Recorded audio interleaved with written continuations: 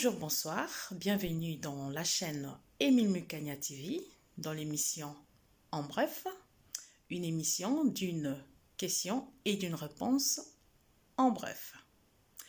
Je salue tout le monde qui nous suit de partout, ceux qui nous ont encouragés pour l'émission, en tout cas merci à vous.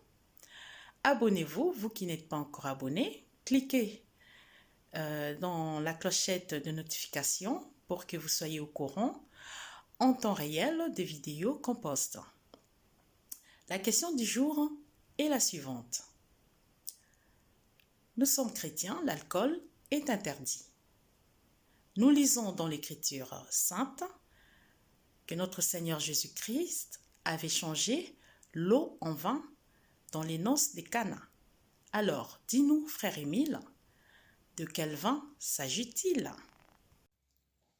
Shalom, shalom, peuple de Dieu, de partout où vous êtes. Bonjour Julienne et merci pour ta question. Pour faire bref, Julienne, je vais scinder cette fête parce qu'il s'agit des noces de Cana. Je vais scinder cette fête en deux temps. Le temps du début, qui est le voile, l'aveuglement, qui est le temps des ténèbres. Et le deuxième temps, qui est le temps de la fin, qui est le dévoilement, qui est la lumière, qui est la révélation. Parce que Dieu ne compte que deux temps. Et ces deux temps se retrouvent en un seul jour.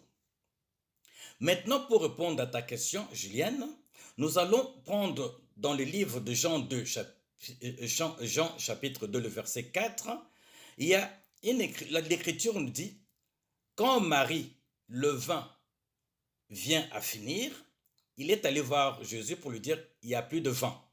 Et Jésus lui dit, femme, qu'y a-t-il entre toi et moi? Mon heure n'est pas encore venue. De quelle heure s'agissait-il?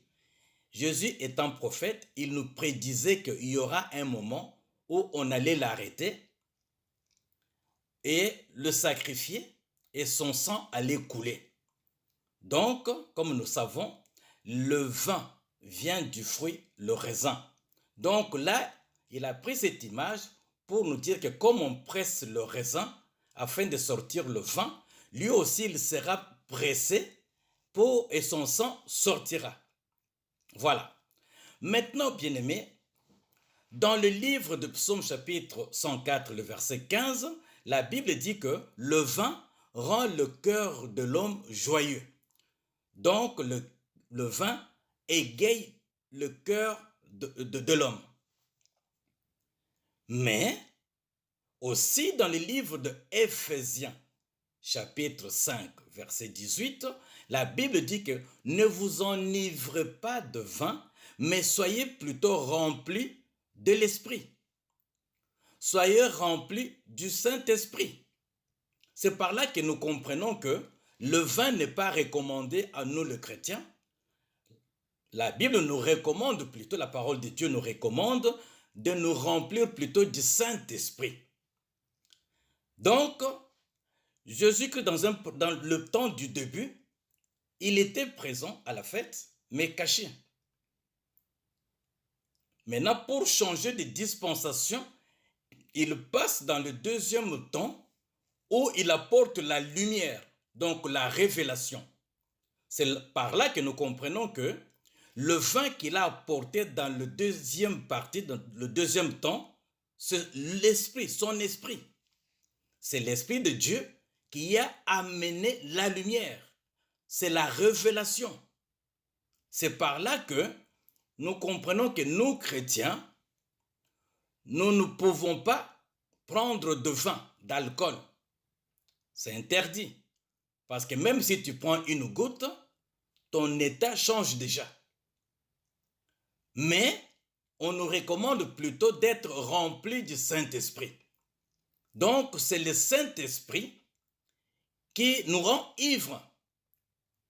C'est le Saint-Esprit qui nous amène la joie. Parce que quand tu as le Saint-Esprit, tu as le tout de Dieu.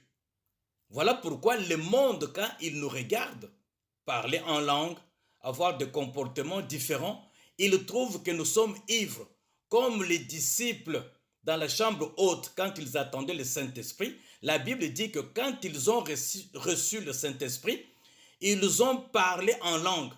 Et les gens du dehors trouvaient qu'ils étaient ivres. C'est par là que nous comprenons que le vin que notre Seigneur Jésus-Christ a apporté, c'est tout simplement le Saint-Esprit.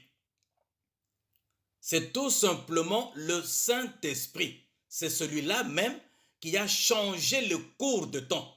C'est celui-là même qui a étonné même l'ordonnateur, a dit que ce vin-là, on ne l'avait jamais goûté. Et c'est ce vin-là qui est le Saint-Esprit qui nous conduit, nous chrétiens, dans ce temps de la fin.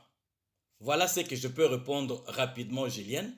Donc, ne nous enivrons pas de vin, mais soyons plutôt remplis du Saint-Esprit. Donc, le Saint-Esprit rend ivre.